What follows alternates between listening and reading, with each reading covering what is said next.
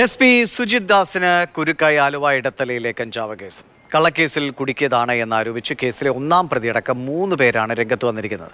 സംഭവ ദിവസം പുലർച്ചെ സുജിത് ദാസ് സ്റ്റേഷനിൽ നിന്ന് കൂട്ടിക്കൊണ്ടുപോയ ആളെയാണ് വൈകിട്ട് കഞ്ചാവുമായി പിടിച്ചതായി കേസുണ്ടാക്കിയത്.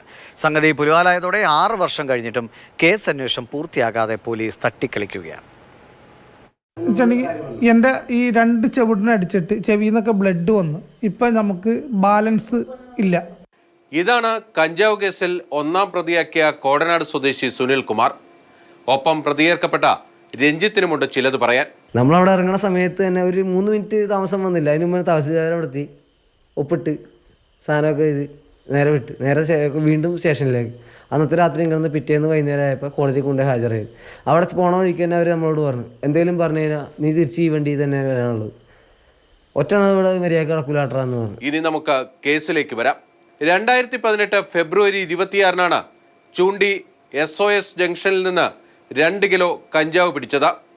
കിഴക്കമ്പലത്ത് നിന്ന് ആലുവയിലേക്ക് കഞ്ചാവ് കടത്തുന്നുവെന്ന രഹസ്യവിവരത്തിൽ വാഹന പരിശോധന നടത്തി കഞ്ചാവ് കണ്ടെടുത്തുവെന്നാണ് പോലീസിന്റെ ഭാഷ്യം. ഇതിന് 2 ബൈക്കുകളിൽ എസ്കോട്ടായി വന്നവരുമടക്കം 6 പേരെ പോലീസ് വളഞ്ഞിട്ട് പിടിച്ചു. 41 ദിവസം ജയിലിൽ കിടന്ന പ്രതികൾ പുറത്തിറങ്ങി കള്ളക്കേസിൽ കുടുക്കിയെന്നാരോപിച്ച് മുഖ്യമന്ത്രിക്ക് പരാതി നൽകി. ഇതോടെയാണ് കേസിൽ ട്വിസ്റ്റ് ഉണ്ടായത്.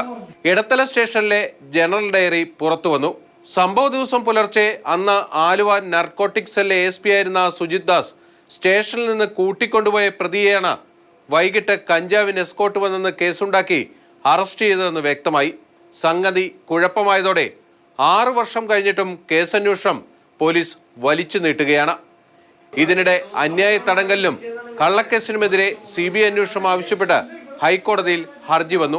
പെടുമെന്നുറപ്പായതോടെ പ്രതികളെ സ്വാധീനിച്ച് കേസ് പിൻവലിപ്പിക്കാനായി ശ്രമം.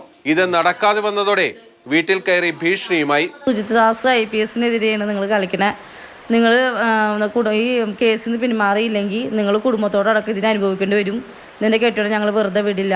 നിങ്ങളുടെ കുടുംബത്തോടൊക്കെ ഞങ്ങൾക്ക് ചെയ്യാവുന്ന രീതിയിലൊക്കെ ഞങ്ങൾ ചെയ്യും. പരാതിയുമായി വന്നവർക്ക് ക്രിമിനൽ പശ്ചാത്തലമുണ്ടെന്നും കള്ളക്കേസിൽ കുടുക്കിയിട്ടില്ലെന്നുമാണ് ആലുവ DYSP ഹൈക്കോടതിയെ അറിയിച്ചത്. എന്നാൽ പിന്നീട് ഇദ്ദേഹം അന്വേഷണ ചുമതല ഒഴിഞ്ഞ് തടിയൂരി. ആലുവ നർക്കോട്ടിക് സെൽ DYSP ആണ് ഇപ്പോൾ കേസ് അന്വേഷിക്കുന്നത്.